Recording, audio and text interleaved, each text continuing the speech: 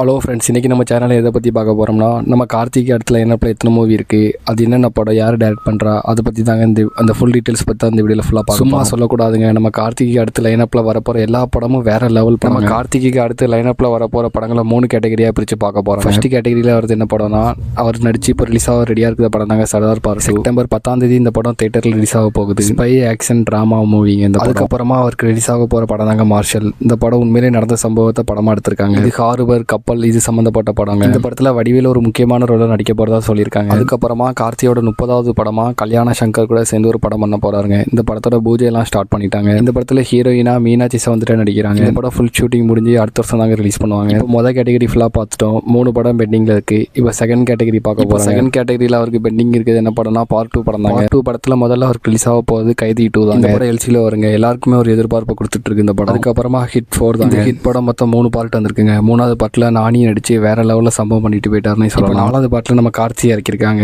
இவரை பற்றி சொல்லவே வேண்டாங்க. போலீஸ் கட்டை போட்டாச்சுன்னா தலைவனை கையில் பிடிக்க முடியாது. அதுக்கப்புறமா மார்ஷல் பார்ட் 2 தாங்க. இந்த படம் ஃபர்ஸ்ட் பார்ட்டி இப்போ தான் எடுத்துட்டு இருக்காங்க. இந்த படம் பார்ட் 2 வேற வருதுன்னா கண்டிப்பாக ஏதோ பெரிய சம்பவம் பண்ண போறாங்க இந்த படத்தில். அதுக்கப்புறமா ஹைச்சூனத்து கூட தீரன் அதிகாரம் 1 பார்ட் 2 தாங்க எடுக்க போறாங்க. தீரன் படத்தை பற்றி நான் சொல்லணும்னு அவசியமே இல்லை. அவங்க எல்லாருக்குமே தெரிஞ்சிருக்கும். இது ஒரு உண்மையிலே நடந்த சம்பவத்தை தான் படமாக எடுத்திருக்காங்க. பார்ட் 2 படங்களில் நீங்கள் என்ன படத்துக்கு வெயிட் பண்ணுறீங்கன்னு கமெண்ட்ல சொல்லுங்க. இப்போ சொன்ன இந்த 4 படம் தாங்க பார்ட் 2ல வருது. இப்போ நம்ம 3வது கேட்டகரியை பார்க்க போகிறோம். நான் சொன்ன எல்லா படமே கண்டிப்பாக வரும். இந்த 3வது கேட்டகரி என்னன்னா, அவர் அடுத்து ஸ்டாக் வச்சிருக்க டைரக்டர். இந்த படங்கள் எல்லாம் நடிச்சு முடிச்சதுக்கு அப்புறமா நம்ம சுந்தர் சி கூட சேர்ந்து ஒரு படம் பண்ண போறதா சொல்லியிருக்காரு. அதுக்கப்புறமா நம்ம பாண்டிராஜ் கூட சேர்ந்து ஒரு படம் பண்ண போறாங்க. ஏற்கனவே இவங்க காம்போல கடைக்குட்டி சிங்கன்னு சொல்லி ஒரு ஃபேமிலி படம் வந்ததுங்க, வேற லெவலில் இருக்கும். அந்த படத்துக்கு அப்புறமா மாரி செல்வராஜ் கூட சேர்ந்து ஒரு படம் பண்ண போறாரு. மாரி செல்வராஜ் கூட நடிச்சா அந்த காம்போவே வேற மாதிரி இருக்குங்க, தரமா. அதுக்கப்புறமா நம்ம பாலையா வச்சு அகண்டா படம் எடுத்து அந்த டைரக்டர் கூட சேர்ந்து ஒரு படம் பண்ண போறாரு. இந்த படம் முடிஞ்சதுக்கு அப்புறமா நம்ம சூர்யா சாட்டர்டே படம் எடுத்து அந்த டைரக்டர் கூட சேர்ந்து ஒரு படம் பண்ண போறாரு. இந்த படத்துக்கு அப்புறமா ரீசெண்டா ரிலீஸ் ஆன ஹனுமான் படத்தை எடுத்து அந்த டைரக்டர் கூட சேர்ந்து ஒரு படம் பண்ண போறாரு. இந்த படத்துக்கு அப்புறமா டாடா படம் எடுத்த அந்த டைரக்டர் கூட சேர்ந்து ஒரு படம் பண்ண போறாரு. மொத்தம் 7 படம் லோடிங்ல இருக்குது.